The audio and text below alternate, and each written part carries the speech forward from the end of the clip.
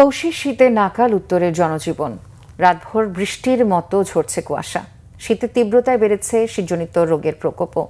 কুড়িগ্রামে শীতের পাশাপাশি হিমালয়ের হিমেল হাওয়ার দাপটে জবুথবু মানুষ।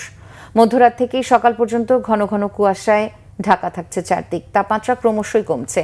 বিপাকে কৃষি শ্রমিক ও খেটে খাওয়া মানুষ। ঘন কুয়াশায় বোরো ধানের চারা ও বীজতলায় দেখা দিয়েছে ক্ষতির আশঙ্কা।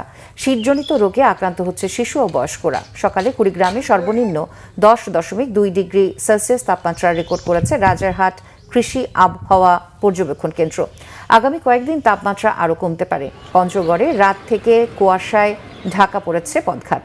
ভোর থেকে তা আরও বেড়ে যায়। সেই সাথে হিমেল বাতাস শীতের তীব্রতা আরও বাড়িয়ে দেয়। আগামী কয়েকদিন তাপমাত্রা কমার পাশাপাশি কুয়াশা ও হিমেল বাতাসের পরিমাণ আরও বেড়ে শৈত্যপ্রবাহ বইতে পারে বলে জানিয়েছে তেঁতুলিয়া আবহাওয়া অফিস।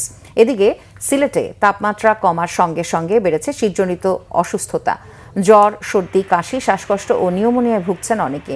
বেশি আক্রান্ত শিশু ও বয়স্করা। গত কয়েকদিন ধরে নিয়মিতই ঘন কুয়াশায় ঢাকা পড়েছে সিলেট।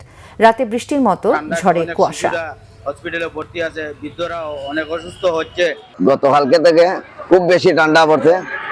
এবার আমাদের খুব বেশি সিলেটে ঠান্ডা, প্রচুর ঠান্ডা। আর নিমন্ত্রণ হইতেছে, বাচ্চারা খুব নিমন্ত্রণ হইতেছে। আমরা দোকানপাটে খুললাম, তেমন কাস্টমারও নাই। একটা দিকে ব্যবসা অবস্থা খুবই খারাপ, এর মাঝে প্রচুর ঠান্ডা।